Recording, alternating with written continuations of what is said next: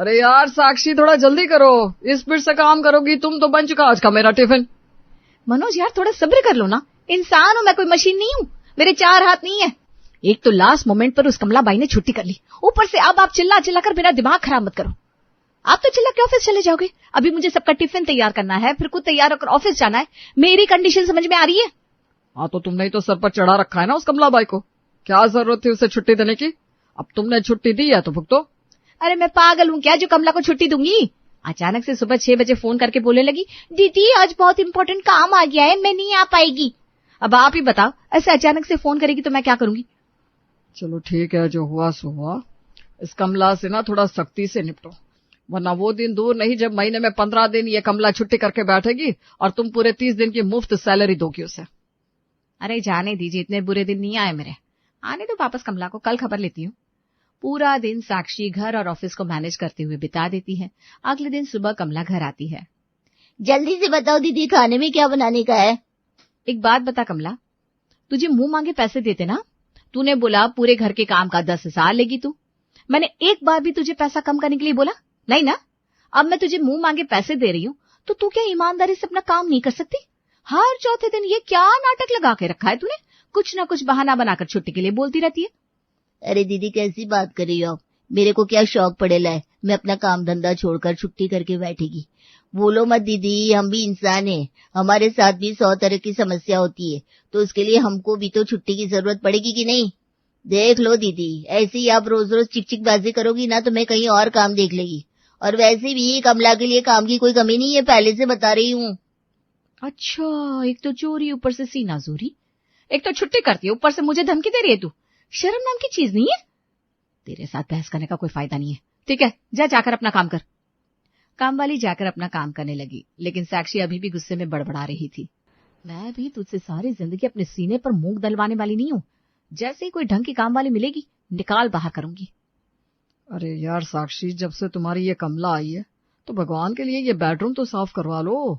कमरा कम, जंग का मैदान ज्यादा लग रहा है। हर जगह कपड़े का ढेर लगा पड़ा है, कहीं झूठे बर्तन पड़े हैं, कहीं खिलौने। सुन लिया कमला तूने, भैया ने क्या बोला? ये बर्तन कर ले, उसके बाद मेरा कमरा अच्छे से साफ कर दे। चादर बदल कर डस्टिंग करने के बाद झाड़ू पोछा करना, और ये कपड़ों का ढेर आज उसे भी आयरन करके अलमारी में लगा देना। अरे मेम साहब, ये जो आप इधर बैठकर बड़बड़ कर रही है ना, सब सुनाई दे रहा है मेरे को। और एक बात बताओ, मैं काम वाली है, इसका मतलब ये नहीं कि इंसान की जगह मशीन बन गई है। एक तो आप एक के बाद एक ऑर्डर दे रही है। अरे ब्रेक लगाओ थोड़ा, कुछ तो सोचो, कितना काम करेगी एक दिन में? ऐसा कौन सा पहाड़ जैसा काम बता दिया मैंने तुझे?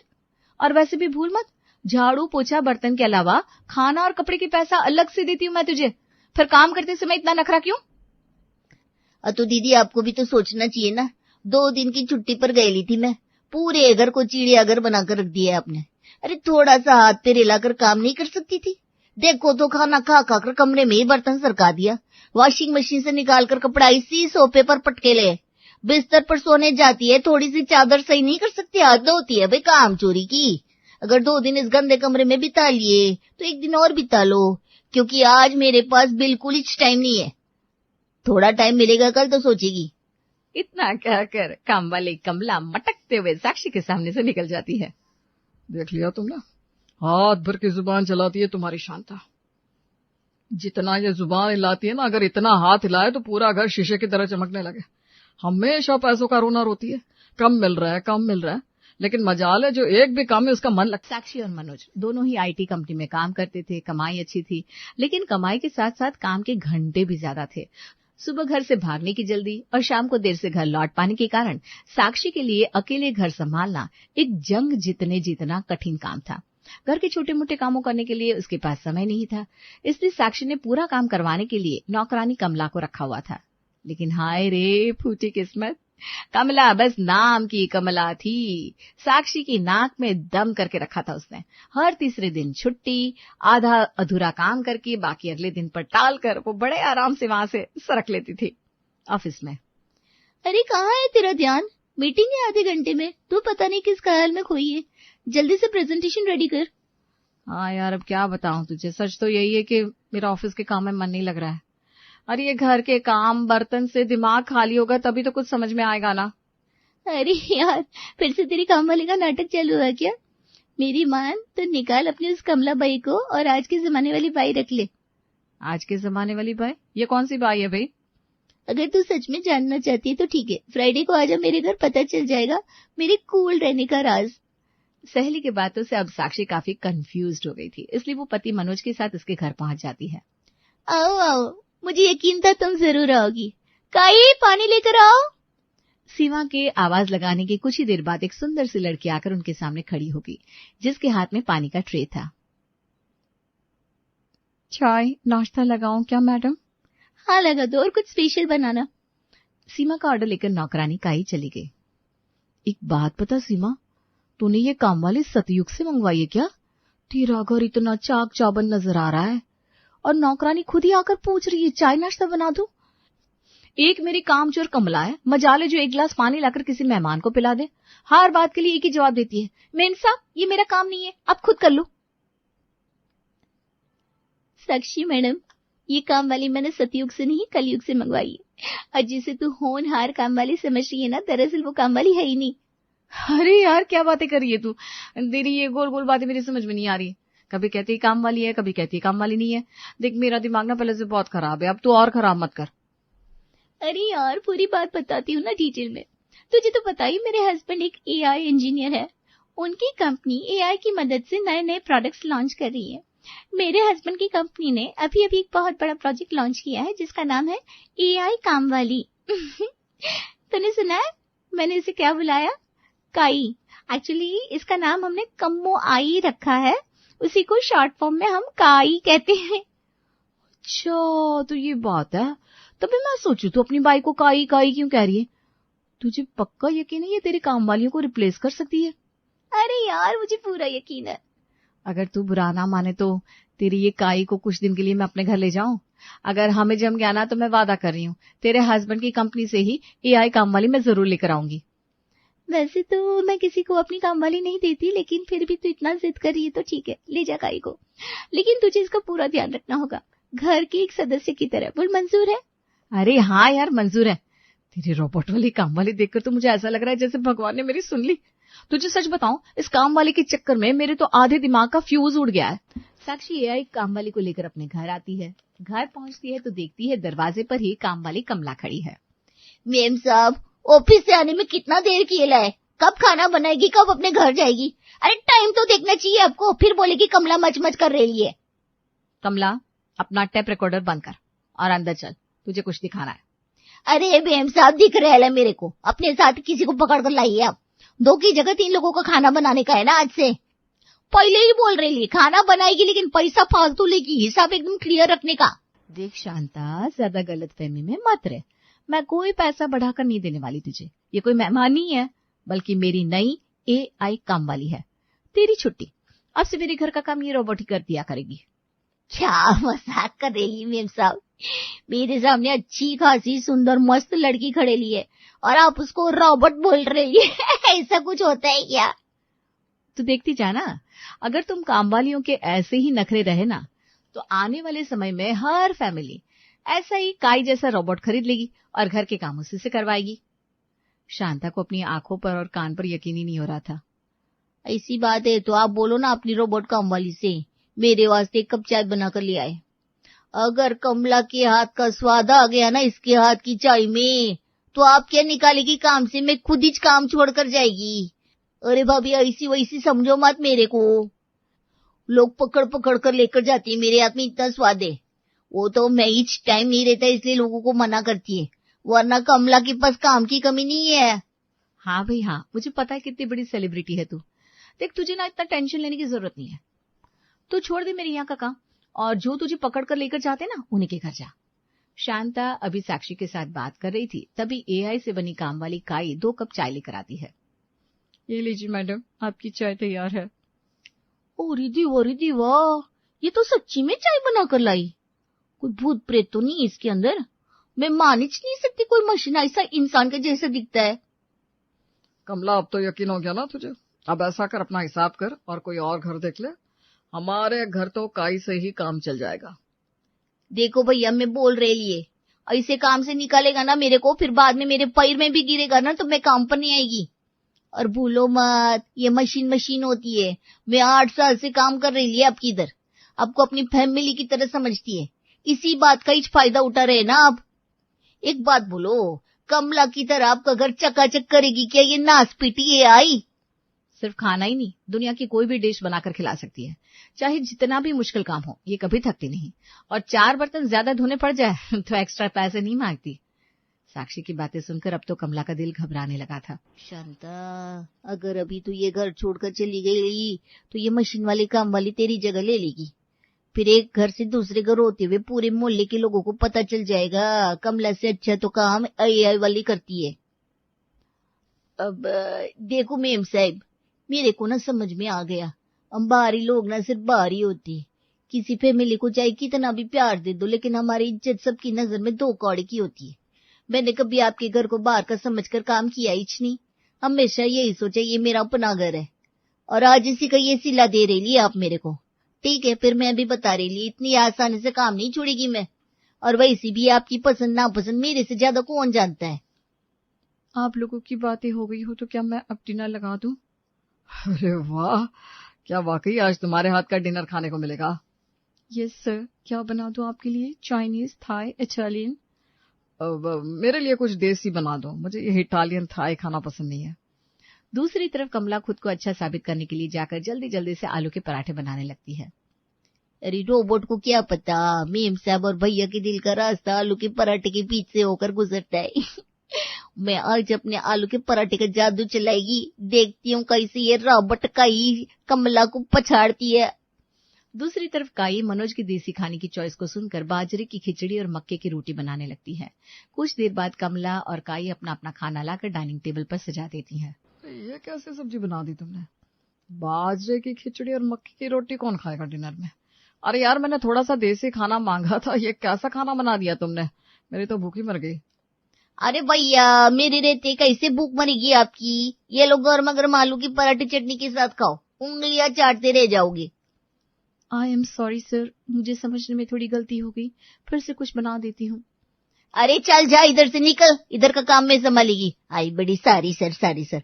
देख लिया मेम साहब, पहले ही दिन पीछे रह गई ना आपकी ये कई। आपकी ये मशीन चाहे जितनी आगे बढ़ जाए, कमला का मुकाबला करने के लिए इसको अपनी अम्मा को बुलाना पड़ेगा। ऐसा कुछ भी नहीं है, वो बेचारी अभी नई है, 2-4 दिन में सारा काम संभालना सीख जाएगी, और शायद हमने ही कमांड देने में कुछ गलती करी है। काई, जरा मेरे बालों की मालिश कर दो। ओके सर, मैं भी कर देती हूँ। काई तेल का डब्बा लेकर मनोज के सर की मालिश करने लगती है। अरे तुम तो मालिश की जगह मेरा सर सहला रही हो। मालिश तो ऐसी होनी चाहिए कि सर झन्ना आ जाए और दिमाग एकदम तरोताजा हो जाए। जैसा आप कहें सर। इतना कहकर काई बुरी तरह से मनोज के सर में तेल लगाने लगती है। वो कभी उसके बाल नोचती, कभी सर को जोर जोर से हिलाती, जिससे मनोज का सर बुरी तरह से घूमने लगा। अरे रहने दो, तुम ऐसे मालिश करोगी तो अगली बार मालिश कराने के लिए सर ही नहीं बचेगा। अरे भैया, क्या आप भी तो शराब बाट के चक्कर में पड़ रहे ले? मैं बताती ना, करंट वरंट मार देगी, इसको अपने पास मत आने दो। और मैंने किया आपको कोई काम करने से कभी मना किया है? माना है कभी थोड़ी चिड़चिड़ी हो जाती है, लेकिन फैमिली की तरह समझाए मैंने आपको और दीदी को हमेशा। शांता, तुझे हमेशा शाम को घर भागने की जल्दी लगी रहती है। 10 में से 6 काम करती है और बाकी के काम करने से पहले तुम मेरी कुछ जल्दी हो रही ली ऐसा बोलकर भाग जाती है। और देख ये काई, ना इसे कोई जल्दी है, ये दिन हो ये रात 24 घंटे हमारे साथ रहेगी, किसी और के घर में काम करने नहीं जाएगी। और सबसे बड़ी बात, इससे अगर दिन में 10 बार भी पोछा मारने को बोलूंगी ना तो इरिटेट नहीं होगी तेरी तरह। और तू तो बात बात पर मुंह टेढ़ा करती है। अच्छा ठीक है जा रही ली, अब कराओ अपनी काई से काम। शांता के जाने के बाद, काई, सुबह में हम दोनों को ऑफिस में जल्दी निकलना होता है, तुम सुबह 5 बजे हम दोनों को जगा देना। हो जाएगा मैडम। काई को सुबह उठाने के लिए बोलकर साक्षी और मनोज घोड़े बेचकर सो गए। अगले दिन सुबह 7 बजे साक्षी की नींद खुलती है तो वो देखती है काई जमीन पर पड़ी है। अरे यार, ये तो काई खुद यहाँ पड़ी है और हम इसके भरोसे घोड़े बेचकर सो रहे थे। तुम भी ना कमाल करती हो, सो नहीं रही है। मुझे लगता है उसकी बैटरी डाउन हो गई है। हमने इसे चार्जिंग में तो लगाया ही नहीं, जब से लेकर आए बस एक के बाद एक काम बताते जा रहे हैं। इसमें इस बेचारे की क्या गलती है? मैं इसे चार्जिंग पर लगाता हूँ, तब तक तुम फटाफट नाश्ता बनाओ, 1 घंटे में ऑफिस के लिए निकलना होगा। दोनों पति पत्नी दौड़ते भागते किसी तरह ऑफिस के लिए तैयार होते हैं और दूध कॉर्नफ्लेक्स खाकर ऑफिस के लिए निकल जाते हैं। दोपहर में मनोज पत्नी साक्षी को फोन करता है। साक्षी, तबीयत ठीक नहीं लग रही है, मैं घर जा रहा हूँ, तुम थोड़ा जल्दी आ सकती हो क्या? नहीं, मैं तो नहीं आ पाऊंगी, बहुत काम है मेरे पास। आप घर जाओ ना, और वैसे भी टेंशन की क्या बात है, काई है ना, वो आपका अच्छे से ख्याल रख लेगी। उससे बोलकर अपने लिए कुछ हल्का फुल्का खाने के लिए बनवा लेना, और हाँ, दवाई यहाँ से ले लेना। घर पहुंचते पहुंचते मनोज का पूरा शरीर टूटने लगा था। वो जाकर बिस्तर पर लेटता है और उसकी आंखें बंद हो जाती है। काई मनोज के पास ही खड़ी थी, लेकिन वो तो एक मशीन थी, उतना ही काम कर सकती थी जो करने को कहा जाए। आधा घंटे बाद कमला अपनी चाबी से दरवाजा खोलकर अंदर आती है। अरे भैया, क्या हो गया आपको? मैंने आपको गाड़ी से लड़खड़ाते निकलते देखा, फिर आपका चेहरा देखकर मेरे को लगा जरूर कुछ हुआ है आपको। जल्दी जल्दी 403 वालों को बर्तन करके आपके पास आई लिए। हाय माँ, आपका तो पूरा शरीर तप रहा है। कमला जल्दी जल्दी मनोज के सर पर पानी की पट्टियां लगाती है, दवाई खिलाकर मोटा कंबल ओढ़ने के लिए देती है। कुछ देर बाद मनोज को थोड़ा ठीक लग रहा था। कुछ देर बाद साक्षी ऑफिस से लौट आई। थैंक यू सो मच कमला, हमने तुझे नौकरी से निकलने के लिए बोला, तब भी तूने मनोज की इतनी देखभाल की। मुझे माफ कर दे। मुझे समझ में आ गया कि मशीन कभी भी इंसान की जगह नहीं ले सकता। तेरे भैया को देखकर जो भावना तेरे मन में आई, वो मशीन के अंदर कभी हो ही नहीं सकती, और वही तो हमें इंसान बनाती है। अच्छा हुआ तूने मुझे फोन करके बुला लिया। अब तो जा, बाकी घरों का काम निपटा ले, मनोज के पास मैं रुकती हूँ। और ये काई? अरे काई भी यहीं रहेगी, उससे ऑर्डर देकर तू काम करवाना, तेरा काम जल्दी हो जाएगा, और मुझे भी तसल्ली रहेगी कि वो जो भी कर रही है तेरी निगरानी में कर रही है। पूजा को गुप्ता परिवार में ब्याह कराए अभी चंद ही दिन बीते थे। पहली रसोई के बाद धीरे धीरे पूजा ने घर के कामों में हाथ बटाना शुरू कर दिया था। माँ जी, दाल तो बन गई है, बस आप बाजार से थोड़ा सा धनिया पत्ता मंगवा दीजिए, फिर उसके बाद मैं सबका खाना लगा देती हूँ। अरे बेटा, सर्दियों का मौसम है, शाम के 8 बज गए, अब अंधेरे में कौन बाहर जाएगा? तुम ऐसा करो, ऐसे ही निकाल दो, सब लोग खाना खा लेंगे। नहीं माँ जी, ऐसे कैसे बिना धनिया डाले कोई सब्जी बनती है क्या? सब्जी में जब तक धनिया ना डाला जाए तब तक वो अधूरी होती है। आप धनिया मंगवा कर दीजिए ना। कौन सा 1-2 लाख का सामान मांग रही हूँ मैं, 2-4 रुपए में मिलने वाली चीज है, उसके लिए भी आप इनकार कर रही हैं। फिर कल को मुझसे शिकायत मत कीजिएगा कि नई नवेली दुल्हन ने आकर रसोई के कामों में मन नहीं लगाया। देखो पूजा, बाजार से सब्जी भाजी लाने का काम तो मैं ही करती हूँ, लेकिन सच बात यही है कि अब सब्जी का भारी बोझा उठाकर चलने की मेरे अंदर हिम्मत नहीं बची, और वैसे भी हमारी कॉलोनी की तरफ कोई ऑटो रिक्शा वाला आने के लिए तैयार ही नहीं होता। इसीलिए सब्जी का थैला, बढ़ता हुआ वजन देखकर रोज कुछ ना कुछ छूट ही जाता है, कभी पूरा सामान घर आता ही नहीं। उसी जल्दबाजी में धनिया लाना भूल गई होंगी मैं। आज तुम मुझे बख्श दो, कल ला दूंगी तेरा धनिया। माँ जी, आज से सब्जी लाने का काम मेरा, और फिर मुझे तो स्कूटी चलानी आती है ना, मैं स्कूटी लेकर बाजार जाऊंगी और सब्जियों का भारी झोला स्कूटी पर रखकर घर ले आऊंगी। ऐसा करती हूँ, अभी से ये जिम्मेदारी मैं ही संभाल लेती हूँ। अब भी गई अब भी आई, आप 2 मिनट इंतजार कर लीजिए। फिर क्या था, पूजा ने स्कूटी की चाबी उठाई और निकल गई धनिया पत्ता लेने बाजार। कुछ दिन बाद, अरे भाई पूजा, आ गई तुम बाजार से? कब से तुम्हारा इंतजार कर रहे हैं कि तुम आओ तो एक कप चाय बना कर दो। माँ जी, सब्जी भाजी खरीदने में थोड़ा सा समय लगता है, ऐसी कोई भी सब्जी उठाकर नहीं ले आई मैं, बड़ा सोच समझकर जांच परख के सब्जियां खरीदती हूँ, तभी तो मेरी किचन और मेरा खाना सब एकदम परफेक्ट रहता है। अरे पूजा, अपनी तारीफ कर करके तेरा मन भर गया हो, तब जरा फटाफट से अपने हाथ की बढ़िया सी चाय पिला दे। और सुन, अदरक लेकर आई है ना, या बस अपना धनिया का पत्ता ही याद रहा तुझे? 2 दिन से कह रही हूँ चाय के लिए अदरक लेती आ। तुझे पता है बिना अदरक की चाय पियो तो मेरा सर दर्द हो जाता है, लेकिन तेरे कानों पर जू नहीं रेंगती। देखिए माँ जी, मैं आपकी अदरक नहीं लेकर आई, इसमें मेरी गलती है, मैं मानती हूँ, और उसके लिए मैंने आपसे कल माफी भी मांगी थी, आज भी मांग लेती हूँ, लेकिन मेरे धनिया पत्ते को कुछ मत कहिएगा। हाँ, आपको पता है ना धनिया के साथ मेरी कितनी इमोशनल अटैचमेंट है। धनिया के बारे में कोई कुछ बोलता है तो सीधा बात मेरे दिल पर लगती है। हे भगवान, कैसी लड़की है ये, धनिया की बात करो तो दिल पर लग जाती है इसके। अच्छा चल, अब तो ज्यादा बातों को दिल पर मत लगा, जाकर बढ़िया सी चाय बना कर ले आ। ओफो, 2 घड़ी तो चैन ले लेने दीजिए माँ जी, आप तो पीछे ही पड़ जाती है। बोल रही हूँ ना, जा रही हूँ मैं। सास को चाय देने के कुछ देर बाद बहू बाजार से लाई हुई सब्जियां फ्रिज में रखने लगती है। अरे बहू, एक बात बता, बाजार में क्या सब्जियों का बिल्कुल ही अकाल पड़ गया है, जो तू पूरे फ्रिज को सिर्फ धनिया की गड्डियों से भर रही है? सब जगह धनिया रख देगी तो बाकी का सामान कहाँ जाएगा? माँ जी, बाकी सामान बाहर रखा जा सकता है, लेकिन मेरा हरा धनिया वो तो थोड़ी देर में मुरझा जाएगा ना। और मैंने अभी आपको थोड़ी देर पहले ही बताया था कि हरे धनिया के साथ मेरे इमोशंस जुड़े हुए हैं। अगर मेरा धनिया मुरझा गया तो मेरा दिल भी तो उदास हो जाएगा ना माँ जी। और डॉक्टर भी कहते हैं हर किसी को अपने दिल का ख्याल रखना चाहिए। अरे कम वक्त दिल का ख्याल मतलब अपने दिल की सेहत का ख्याल। ऐसे धनिया के पत्ते फ्रिज में लगाने से थोड़ी ना दिल स्वस्थ रहेगा। छोड़िए ना माँ जी, आप तो जब देखो तब हाथ धोकर मेरे धनिये के पत्तों के पीछे ही पड़ जाती हैं। आप ये बताइए, हरा साग खाएंगी? आपको पता है सेहत के लिए बहुत फायदेमंद होता है और आंखों की रोशनी भी बढ़ती है उससे। बना दूं क्या? अच्छा चल बना ले, मुझे तो वैसे भी देसी खाना ही भाता है। अरे बहू एक बात बताइए, हरे साग में क्या सिर्फ धनिया ही डालने वाली है या फिर पालक, मेथी, बथुआ वो सब डालेगी कि नहीं? फ्रिज में तो दिखाई नहीं दे रहे। माँ जी, मैंने सोचा जरूरत ही क्या है पालक बथुआ की, धनिया ही काफी है। और आपको पता है धनिया की जो लाजवाब खुशबू होती है ना, उससे साग का स्वाद और भी बढ़ जाएगा। तो तू इसे हरा साग क्यों कह रही है? चटनी बोल ना, सीधा सीधा बोल। तू चटनी से रोटी खिलाने वाली है। अपने हरे धनिया को इतनी इज्जत देने की क्या जरूरत है भाई? पता नहीं क्या सनक है इस लड़की को, धनिया देखकर बिल्कुल आपे से बाहर हो जाती है। तैयार रहिए, आज आपकी बहू हरा साग बना रही है। अरे वाह भाग्यवान, फिर तो ऐसा करो अपने हाथ की गर्मा गर्म मक्के की रोटी भी बना देना, मजा आ जाएगा। पूरी बात तो सुन लो, तुम्हारी बहू हरा साग बना रही है, वो भी बिना पालक, मेथी, सरसों के। क्या बात कर रही हो? अगर कोई हरी सब्जी ही नहीं डाल रही तो फिर साग में डलेगा क्या हरा रंग? हरा रंग नहीं जी, हरा धनिया। आपकी बहू हरे धनिया को पीसकर उसी को जीरे में तड़का लगाकर हरा साग बनाकर पेश कर देगी आपके सामने। थोड़ी देर रुकिए, आपका गर्मा गर्म हरा साग आता ही होगा। अरे भाग्यवान, इतनी शानदार कुकिंग करती थी तुम। तुम्हारे जमाने में तुम्हारे हाथ का खाना खाकर उंगलियां चाटा करते थे हम। अपनी बहू को भी थोड़ा ज्ञान दे दो, ज्यादा कुछ नहीं, 2-4 ढंग की सब्जी तो बनाना सिखा दो उसे। और अभी तो नई नई शादी हुई है बहू की।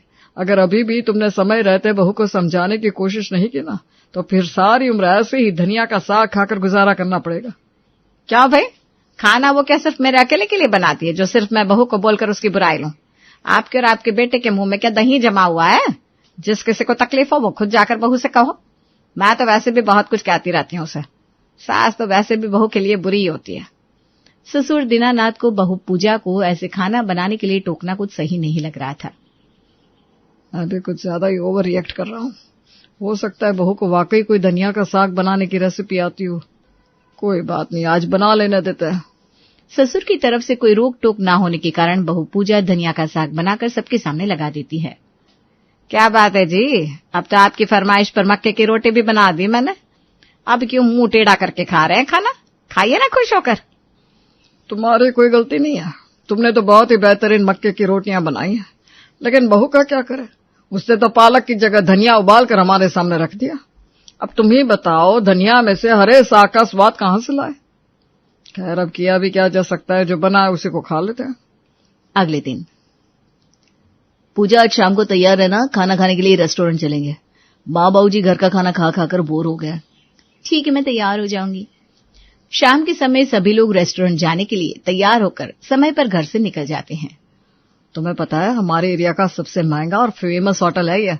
यहाँ का खाना खाओगी ना तो उंगली चाट जाओगी। थोड़ी देर बाद वेटर खाना लेकर उनके टेबल पर लाकर लगा देता है। अरे इधर आओ जरा, दाल मखनी, कढ़ाई पनीर, ये सब इतने बेरंग क्यों नजर आ रहे हैं? कितना महंगा होटल है आपका। और आपकी कुक को इतना भी नहीं पता कि जब तक सब्जी में धनिया ना डले रेसिपी पूरी नहीं होती। ऐसे कैसे होटल चलाएंगे आप? इतना महंगा खाना बेच रहे हैं और सब्जियों में 4 पत्ते धनिया तक नहीं डाल रखा। अरे पूजा क्या कर रही हो, कहीं भी शुरू हो जाती हो। अरे अब तुम्हारे हिसाब से थोड़ी ना होटल चलाएगा वो। उसके यहाँ जैसे काम होता है वैसे ही करेगा। तुम भी ना सोचे समझे बिना कहीं पर कुछ भी बोलने लग जाती हो। लो, मैं बिना सोचे समझे थोड़ी ना बोल रही हूँ। आप ही बताइए क्या गलत काम मैंने? इतने दिन से मैं भी खाना बना रही हूँ, क्या आज तक कभी ऐसी कोई सब्जी बनाई है मैंने जिसमें धनिया का पत्ता न डाला हो? अरे बेटा वो तो छोड़, तू तो वहां भी धनिया डाल देती है जहां धनिया की जरूरत ना हो। अब तेरी तरह और कोई तो नहीं बन सकता। याद है ना, अभी 2 दिन पहले धनिया के पकौड़े बनाकर खिलाए थे तूने, और उससे 3 दिन पहले धनिया के पराठे खाए हमने। धनिया की कड़ी, धनिया का साग, और भी नाम गिनाओ या बस हो गया? किसी तरह पूजा का पति पुनीत माँ और बीवी को चुप कराता है और रेस्टोरेंट में खाना खिलाकर घर ले आता है। घर आने के बाद, माँ जी सर्दियां तो बीत गई, अब तो बाजार में धनिया के पत्ते का नामो निशान तक नजर नहीं आ रहा। मुझे तो सोच सोच कर टेंशन हो रही है, अगर बाजार में धनिया नहीं मिलेगा तो मैं खाना कैसे बनाऊंगी? अरे बेटा, कोई नई बात थोड़ी ना है। धनिया तो सिर्फ ठंडी में ही मिला करती है। गर्मियों में तो धनिया के दर्शन दुर्लभ हो जाते हैं। इसीलिए तुझसे कहती रहती हूँ, बिना धनिया का खाना बनाना सीख ले। ऐसा हो ही नहीं सकता माँ जी, मैं बिना धनिया की सब्जी नहीं खा सकती, ना किसी को खिला सकती हूँ। धनिया तो सब्जियों का राजा होता है, और राजा के बिना हर सब्जी अधूरी है, समझ गई आप? मैं इतनी आसानी से हार मानने वालों में से नहीं हूँ। अभी तो फिर भी मार्केट में थोड़ा महंगा ही सी, लेकिन धनिया मिल रहा है, मैं कुछ जुगाड़ करके ही रहूंगी। अगले दिन बहू पूजा बाजार जाती है और महंगे दामों पर ढेर सारा धनिया खरीद कर घर ले आती है। सासू माँ फ्रिज खुलने के बाद, अरे बहू एक बात बता, इस फ्रिज के अंदर इतने सारे फ्रूट सब्जियां भरे थे, कहाँ गए सब के सब? तूने तो पूरे फ्रिज को धनिया मार्केट बना कर रख दिया। माँ जी आप इस बात को हल्के में मत लीजिए, आपको पता भी है कितना महंगा धनिया खरीद कर लाई हूँ मैं। अब मैं ये सारा धनिया फ्रीजर में डालकर फ्रोजन धनिया बनाऊंगी। हे भगवान, ये अब कौन सी नई बला है, फ्रोजन धनिया? हम तो पहली बार सुन रहे हैं। माँ जी फ्रोजन मटर सुनिए ना आपने। मटर का सीजन जाने से पहले मटर छीलकर उसे एयर टाइट बॉक्स में फ्रीज किया जाता है। उसके बाद गर्मी के मौसम में उन्हें इस्तेमाल में लाया जा सकता है। बिल्कुल उसी तरह मैं धनिया के साथ करने वाली हूँ, ताकि मुझे तो जी भर के धनिया डालने का मौका मिलता रहे। बहू की बात सुनकर सास उर्मिला ने अपना सर पीट लिया था। सास की बातों को इग्नोर करके पूजा जी जान से प्लास्टिक के टाइट कंटेनर में धनिया को प्रिजर्व करने के काम में लग गई थी। और ये काम खत्म करने के बाद ही अब वो बड़ा हल्का महसूस कर रही थी, क्योंकि उसे अब आने वाले सीजन में धनिया की कमी का सामना नहीं करना पड़ेगा। हर गुजरते दिन के साथ गर्मी अपना प्रचंड रूप लेती जा रही थी। शुरू में तो बहू पूजा ने अपने फ्रीजर में रखे हुए धनिया को जी भर के इस्तेमाल में लिया, लेकिन आखिर फ्रीजर की स्टोरेज की भी कोई कैपेसिटी होती है कि नहीं। 1 महीने के अंदर पूरा धनिया खत्म हो गया। अब एक बार फिर से प्रश्न वहीं का वहीं खड़ा था, धनिया कहाँ से आएगा? माँ जी एक बात बताइए, क्या ऐसा नहीं हो सकता कि धनिया हम अपने घर में उगाए, फिर हमें किसी के ऊपर डिपेंड ही नहीं रहना पड़ेगा? आप देख रही है ना, इस सब्जी वाले को इतना लेट आता है, उसके चक्कर में कितने काम अटक जाते हैं। बहू अगर घर में धनिया उगाने से तेरी ये रोज रोज की धनिया की चिक खत्म हो सकती है तो उगा ले, मुझे इसमें क्या समस्या हो सकती है। सास की बात सुनकर बहू पूजा इंटरनेट पर धनिया उगाने का तरीका समझ लेती है और अगले ही दिन आंगन में धनिया के बीज लगाकर उसके बड़े होने का इंतजार करने लगती है। माँ जी मैंने तो सब कुछ बिल्कुल वैसे ही किया जैसा कि यूट्यूब के वीडियो में बताया गया था, लेकिन पता नहीं क्यों मेरा धनिया उगने का नाम ही नहीं ले रहा। लगता है धनिया में खाद और उर्वरक और बढ़ाने पड़ेंगे। हमारे यहाँ की मिट्टी में ना पोषक तत्व नहीं है, तभी धनिया उग नहीं पा रहा है। पूजा अगले ही दिन फूल पौधे बेचने वाले के पास पहुंच जाती है।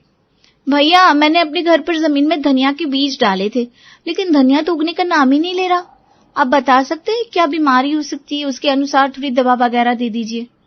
मैडम धनिया अभी नहीं जमेगा, कमी आपके बीज में नहीं है, आपकी जानकारी में। इसी धनिया के बीज को 4 महीने बाद डालेंगे ना तो धनिया निकल आएगा, लेकिन इस समय नहीं। आप ही बताओ, अभी कहीं बाजार में धनिया दिखाई दे रहा है? भैया जी बाजार में धनिया नहीं मिल रहा, तभी तो घर में उगाने की कोशिश कर रही हूँ। आप तो बस उपाय बताइए, वो सब मैं देख लूंगी। अगर ऐसी बात है तो आप ये उर्वरक ले जाइए, जमीन को इतना उपजाऊ बना देना कि हो सकता है कि अगले महीने आपके धनिया के बीज में से धनिया के छोटे छोटे पौधे निकले। अरे वाह, जब आपके पास इतना अच्छा उर्वरक है तो क्यों टाइम पास कर रहे थे? लाइए दीजिए। बहन जी हम तो यहाँ बेचने के लिए बैठे हैं, लेकिन असल बात यह है कि जो उर्वरक आप मांग रही है ना वो बहुत कीमती है। आप खरीद पाएंगी? हाँ क्यों नहीं खरीद पाएंगे, आप दीजिए तो। दुकानदार के बढ़ाने चढ़ाने के कारण पूजा हजारों रुपए का फर्टिलाइजर खरीद कर घर ले आती है और धनिया के बीजों पर सुबह और शाम छिड़कना शुरू कर देती है। लेकिन फूटी किस्मत, पूजा के धनिया के पौधों में तब भी धनिया निकलने का नाम ही नहीं ले रहा था। इधर बाजार से धनिया गायब हो गया था और उधर पूजा की जिंदगी से सुकून मानो रूठ कर कहीं दूर चला गया था। नंदू तुझसे ये उम्मीद नहीं थी, एक धनिया तक लाकर नहीं दे पा रहे हो तुम। ऐसी कौन सी एनआरआई सब्जी मंगवा ली मैंने तुमसे जिसे खरीदने के लिए तुम्हें कनाडा जाना पड़ेगा? और बहन जी कनाडा की सब्जियां ला कर देना आसान है मेरे लिए, लेकिन गर्मियों के मौसम में धनिया देना बड़ा मुश्किल। आपको पता है तो औरतों को मुफ्त का धनिया लेने की बुरी लत है हमारे देश में। अब आप ही बताओ, मैं तो पैसे देकर धनिया खरीद कर लाऊं और आपके जैसी पढ़ी लिखी औरतें धनिया मुझसे मुफ्त में ले जाए तो फिर मुझे तो घाटा ही होगा। अरे नंदू क्यों रो रहा है? तुझे पता है ना तेरी पूजा दीदी पैसा खर्च करने में कभी पीछे नहीं रहती। तू धनिया ला कर तो दे, मैं पैसा देने के लिए मना थोड़ी ना कर रही हूँ। अगले दिन सुबह 6 बजे नंदू पूजा का दरवाजा खटखटाता है। अरे दीदी दरवाजा खोलिए। अरे क्या हो गया, क्यों शोर मचा रहे हो? आपको धनिया चाहिए था ना, आज आपकी इच्छा पूरी होने वाली है। ये देखिए मैं आपके लिए धनिया लेकर आया हूँ। धनिया का नाम सुनकर पूजा खुशी से उछल पड़ती है। क्या बात कर रहे हो, धनिया? हाँ धनिया, देख लिया दीदी, आपके नंदू ने जुबान दी थी, आपको ले आया ना मैं आपके लिए धनिया। ये क्या तू धनिया ले आया? 4 पत्ता धनिया लेकर आया है और शोर ऐसे मचा दिए जैसे 2-4 किलो ले आया हो। ये बता कितने का है तेरा ये धनिया? 100 रुपए का है। नंदू 100 रुपए में 4 पत्ते धनिया? तुम्हें शर्म आती कि नहीं? तू हमारी मजबूरी का फायदा उठा रहा है। बस दीदी वही बात करती ना आपने। नंदू ने तो अपना वादा निभा दिया, लेकिन अब आप अपने वादे से फिर रही हो। आप ही ने कहा था आप पैसे देकर धनिया लोगी। नंदू का महंगा धनिया किसी तरह 2 दिन तक पूजा ने चला लिया। 2 दिन के बाद फिर से वही शुरू हो गया। भाग्यवान, आजकल देख रहा हूँ बहू का व्यवहार कुछ बदला बदला सा नजर आ रहा है। खाने का समय हो रहा है, लेकिन मजाल है जो महारानी थाली में लगाकर खाना दे दे। पता नहीं कहाँ और किसके साथ फोन पर लगी हुई है। ठीक कह रहे हैं आप, मैं भी देख रही हूँ आजकल ना तो बहुत समय से खाना बनाती है, और अगर बन भी जाए तो उसके बाद थाली में परोस कर खाने के लिए नहीं देगी। न जाने किसके साथ ये टुनटुना कान में लगाकर बातें करती रहती है। अरे बहू 2 बज गए, तुम्हारा लंच का इंतजार करते करते। फोन पर बातें बाद में कर लेना, पहले खाना खिलाओ। माँ जी 10 मिनट में लगा रही हूँ खाना, आप लोग ना बहुत जल्दबाजी मचाते रहते हैं। देख बेटा, हम तो चाहते नहीं थे कि ये बात तुझे बताए, लेकिन 1 सप्ताह हो गया तेरे बीवी के लक्षण सही नहीं लग रहे। अरे घर के कामों में ध्यान ही नहीं है उसका, पूरा दिन मोबाइल लेकर न जाने किसको फोन मिलाती रहती है, समय से खाना तक नहीं मिल रहा हमें। पूजा मैं जान सकता हूँ कि आखिर पूरा दिन फोन पर किसके साथ लगी रहती हो तुम? और माँ बाबूजी खाना मांग रहे तो खाना क्यों नहीं लगा रही हो उनका? ऐसा कौन है फोन पर जिससे बात करना माँ बाबूजी को खाना देने से भी ज्यादा जरूरी है? हाँ ज्यादा जरूरी है, क्योंकि फोन पर मैं सब्जी वाले से बात कर रही हूँ। आपको पता भी है कितनी मुश्किल से पूरे एरिया के सब्जी वालों का फोन नंबर निकाला है मैंने। अब मैं फोन कर करके सब्जी वालों से कंफर्म कर रही हूँ कि किसी के पास हरा धनिया आया कि नहीं। खाना तो मैंने कब का बनाकर रख दिया है, लेकिन हरे धनिये का इंतजाम नहीं हो पा रहा है। एक बार धनिया मिल जाए तो उसके बाद माँ बाबूजी के लिए खाना लगा देती हूँ। पत्नी की बात सुनकर पुनीत हक्का बक्का रह गया। शाम के समय पूजा, माँ बाबूजी और मैंने डिसाइड किया है कि हम सब कल तुम्हारा बर्थडे बहुत ही धूमधाम से मचाएंगे, और सबसे खास बात, तुम्हें तुम्हारी मनपसंद चीज भी मिलने वाली है। लगता है मेरे बर्थडे पर पुनीत डायमंड रिंग लाकर देने वाले हैं। मुझे नहीं पता था इतनी जल्दी मेरी विश पूरी हो जाएगी। शाम के समय सास, ससुर और पुनीत तीनों उसे गिफ्ट पेपर में लिपटे हुए 3 डब्बे पकड़ा देते हैं। तीनों डब्बों को पूजा खुशी खुशी खोलती है तो सामने डब्बे में रखे हुए धनिया को देखकर उसके होश उड़ जाते हैं। पुनीत तो कह रहा था तेरे लिए डायमंड रिंग ले लेते हैं, लेकिन मैंने समझाया उसे कि बहू को तो बस धनिया देकर ही खुश किया जा सकता है, डायमंड रिंग की उसे कोई वैल्यू ही नहीं है। बस फिर क्या था, पुनीत 2 गुने दाम देकर पूरे मार्केट का धनिया तेरे लिए पैक करवा के लाया है। अब तक खुश है ना बेटा? अपने बर्थडे पर डायमंड रिंग की जगह धनिया पत्ता गिफ्ट में पाकर पूजा को ऐसा सदमा लगा कि उसके बाद बेचारी सब्जियों में धनिया डालना ही भूल गई। मुरादाबाद में चित्रा अपने पति गंगाराम और बेटे वीर के साथ रहा करती थी। चित्रा ने अपने इस छोटे से परिवार को बहुत अच्छे से संभाल कर रखा था, लेकिन अब उसे एक बहू की कमी खल रही थी। हे भगवान, अब मुझको एक बहू दे दे, थक गई हूं मैं। अरे क्या अकेले में बड़बड़ा रही हो चित्रा बहन? अरे आओ पूनम बहन, अब इन दोनों बाप बेटे के जाने के बाद मैं अकेले ही रह जाती हूँ तो अकेले ही बड़बड़ाऊंगी ना। मेरे कोई बहू तो है नहीं जिसे ताने मारूं या झगड़ा करूं। अच्छा ऐसी बात है तो ले आओ एक बहू। वैसे अब वीर की उम्र भी हो गई है। हाँ बस ढूंढ ही रही हूँ, तुम्हारी नजर में कोई अच्छी लड़की हो तो बताना। चित्रा और पूनम दोनों आराम से सोफे पर बैठ गए और गप्पे हाँकने लगे। कुछ समय यूं ही निकल गया। पूनम और चित्रा की गप्पे चलती रहीं, मोहल्ले की खबरें उड़ती रहीं। फिर एक दिन जैसे आसमान से फरिश्ता उतर आया हो, वीर की शादी तय हो गई जूली से। जूली एक पढ़ी लिखी, सुशील और जॉब करने वाली लड़की थी। अच्छे घर से थी और उसके बात करने का ढंग भी बेहद संजीदा था। अरे वाह चित्रा बहन, बहू तो जैसे चांद का टुकड़ा है और ऊपर से नौकरी भी करती है, मतलब एकदम सोने पे सुहागा। कितनी प्यारी बहू है चित्रा दीदी, बहुत भाग्यशाली हैं आप। मैंने हमेशा कहा है मेरे बेटे की पत्नी कोई आम नहीं होगी, एकदम खास होगी। अब मेरी बहू आई है तो घर में रौनक भी आ गई है। देखो जरा, सब चमक रहा है। तुम मेरी जिंदगी की सबसे खूबसूरत सुबह हो जूली, और तुम मेरी हर शाम की मिठास हो वीर। ओह क्या बात है। शादी के सारे रस्म रिवाज बड़े धूमधाम से निपटे। बैंड बाजा, हलवा पूरी और ढेर सारी रिश्तेदारियों की भीड़ के बाद आखिरकार सब मेहमान विदा हो गए। घर में अब बस चित्रा, गंगाराम, वीर और नई नवेली बहू जूली रह गए। जूली, हम हमेशा साथ रहेंगे ना? हमेशा, जब तक सांस चलेगी, और सांस चली तो प्यार भी चलेगा। तुम्हें कभी रुलाऊं तो मुझे छोड़ देना, और अगर तुम कभी उदास हो जाओ तो मैं तुम्हें हंसाने के लिए जोकर बन जाऊंगी। रात बीती, चांद ढला और सुबह की किरणें खिड़की से झांकने लगी। जूली की शादी की पहली सुबह। जूली बेटा उठ गई? अच्छा सुना, आज नाश्ते में कढ़ी चावल बना लेना। कढ़ी चावल सुबह सुबह? हाँ बेटा, ऐसे क्यों चौंक रही है जैसे मैंने कोई इटालियन डिश बता दी हो। अपना देसी खाना है ये तो। जी मम्मी जी। जूली चुपचाप किचन में चली गई, लेकिन बीच बीच में चित्रा अपनी सीख दिए जा रही थी। अरे बेसन थोड़ा कम डालना, मैंने करी पत्ते डालो और छौंक पहले लगाओ। हे भगवान, ये सुबह की कढ़ी किसी सजा से कम नहीं है, लेकिन बहू बनी हूं तो निभाना तो पड़ेगा। आखिरकार कढ़ी चावल बनकर तैयार हुए। खाने के टेबल पर पूरा परिवार जमा हो गया। वाह, कढ़ी की खुशबू से तो भूख दोगुनी हो गई। जूली, तुम्हारे हाथों में तो जादू है। अरे पहले खा तो ले, बिना खाए तारीफों के पुल बांध रहा है। अरे मम्मी खुशबू बता रही है। चलो देखते हैं कैसी बनी है। सबने कढ़ी खाई और तारीफ करी, लेकिन चित्रा ने तो कमी निकाल दी। अच्छी है, लेकिन मेरी तरह नहीं बना पाई। अगली बार अच्छे से ट्राई करूंगी मम्मी जी।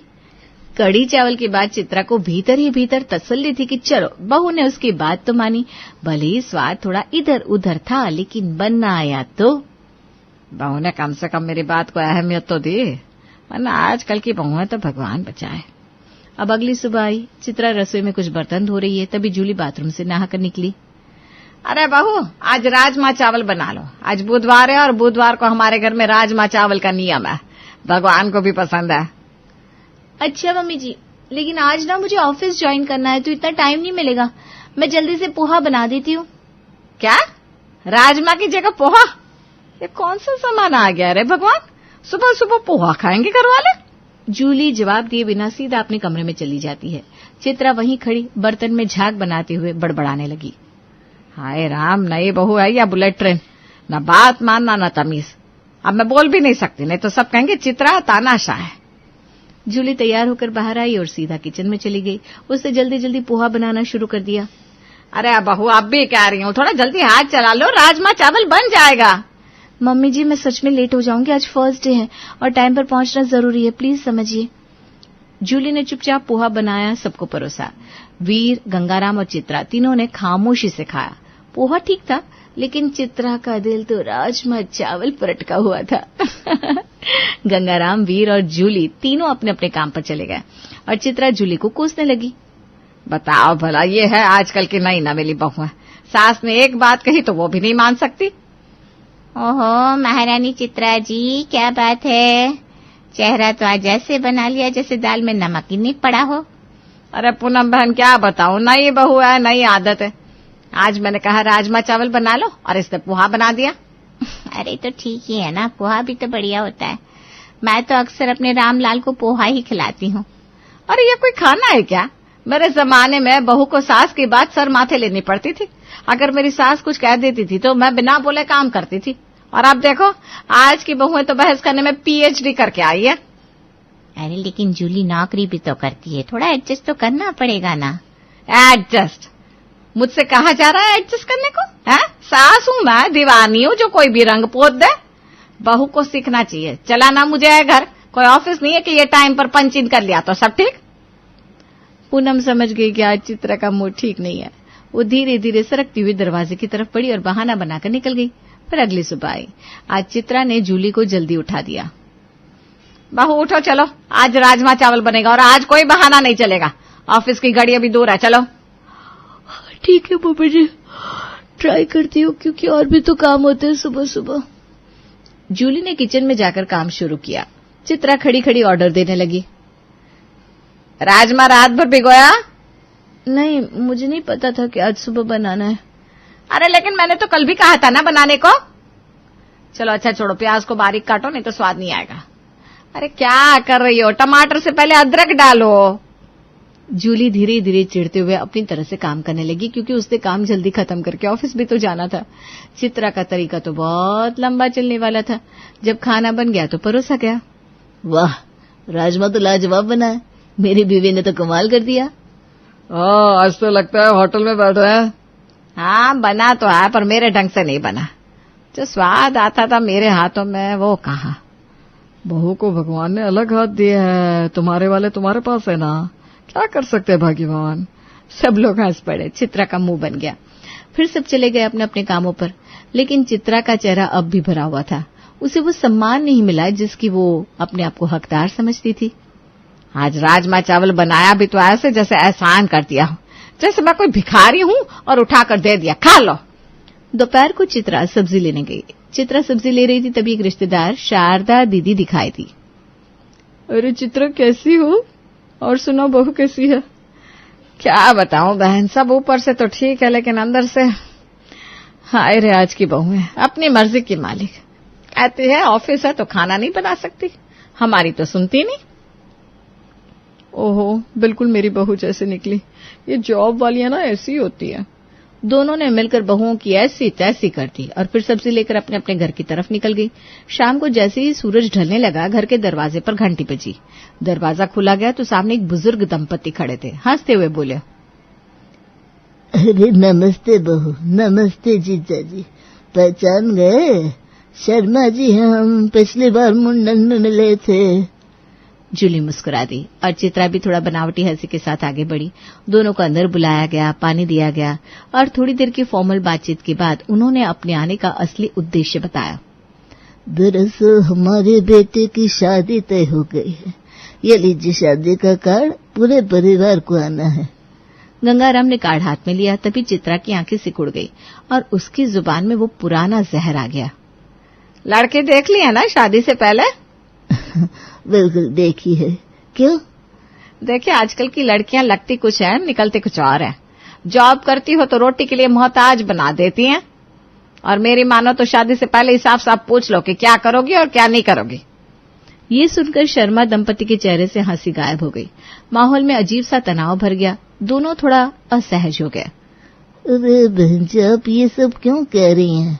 अरे भाई मैं तो सिर्फ चेतावनी दे रही हूँ, फिर मत कहना बताया नहीं था। ये सब सुनते ही जूली को अंदर से गुस्सा आने लगा, लेकिन चेहरे पर मुस्कान बनाए रखी। बिल्कुल सही कहा माँ जी ने, शादी से पहले ये सब बातों का पता लगा लेना चाहिए और डिसाइड कर लेना चाहिए कि बहू लानी है या मेड। ये सुनकर चित्रा का चेहरा ऐसा हो गया जैसे किसी ने तवा उल्टा कर दिया हो, लेकिन शर्मा दंपति का हाल भी कम नहीं था। वे असहज होकर जल्दी जल्दी उठे और बोले, अच्छा हम चलते हैं, आपको और भी काम होंगे। जाते जाते शर्मा दंपति एक दूसरे की शक्ल देख रहे थे, जैसे सोच रहे हो शादी का कार्ड देने आए थे, यहाँ तो ड्रामा शुरू हो गया। उनके जाते ही चित्रा का सारा गुस्सा फूट पड़ा। वो सीधा वीर से झल्लाते हुए बोली, तेरी पत्नी तो जैसे रानी बन के बैठी है, सुबह कुछ बनाने को कहो तो बनाती नहीं, और अगर बना भी दे तो मेरी पसंद का नहीं, और ऊपर से जवाब ऐसे देती है जैसे मैं नौकर हूं। वीर ने सिर खुजाया और बेमन से जवाब दिया, माँ ये आप सास बहू का मामला है, आप लोग आपस में ही सुलझा लो ना, मैं क्या बोलूं। चित्रा ने रोकने की कोशिश की, लेकिन वीर सुनने के मूड में नहीं था। वो उठकर चला गया।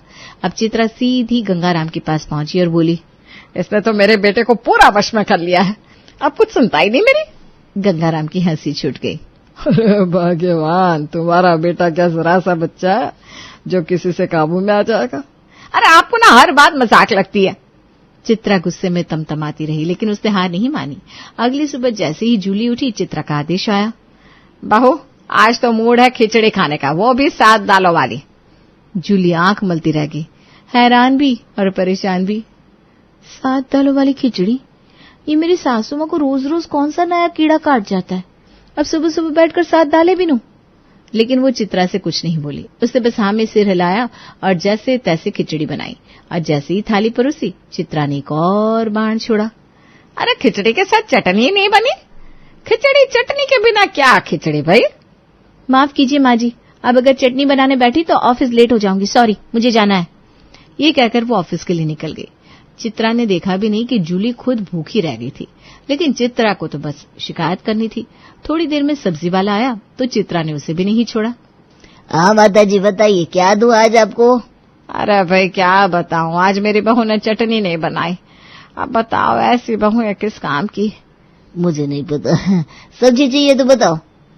एक बात नहीं मानती जो एक बात मान ले। भैया तुम ना देख समझ कर शादी करना भाई।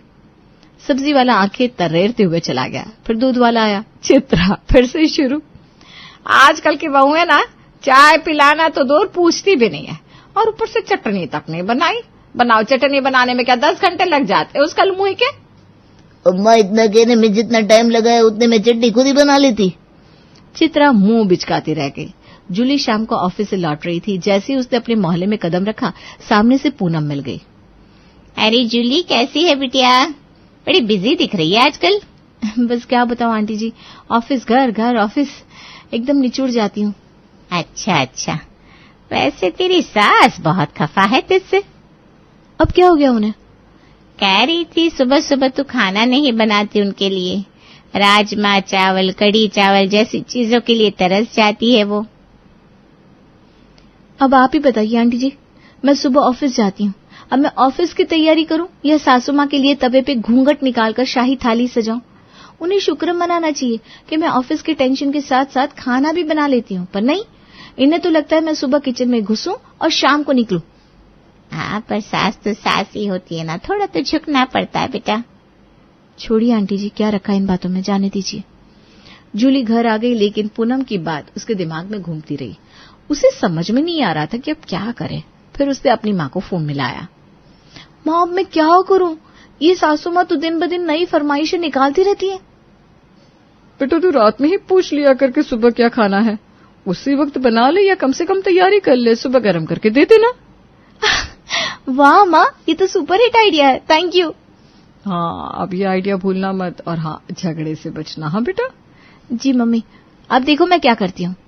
रात को सोने से पहले जूली ने चित्रा से बात की। मम्मी जी बताइए तो सही, कल सुबह क्या बनाऊं आपके लिए? अरे आज तेरे जमीन ने करवट ली क्या, या फिर मुझ पर प्यार उमड़ रहा है? अब जो भी समझ ले, बस इतना बता दीजिए खाने में क्या बनाऊं। कल मुझे शाही पनीर खाना है। ठीक है मम्मी जी। जूली चुपचाप रसोई में जाती है और शाही पनीर बनाकर फ्रिज में रख देती है। सुबह चित्रा उठती है तो देखती है जूली पहले से किचन में है। आहा, आज तो सूरज पश्चिम से उगा आया क्या? जूली शाही पनीर गरम करके सबको परोसती है। वीर और गंगाराम उसकी तारीफ करते हैं। वाह बहू, आज तो कमाल कर दिया। हाँ, खाना एकदम रेस्टोरेंट जैसा लग रहा है। देखो जब टाइम पे उठती है तो कितना अच्छा हो जाता है।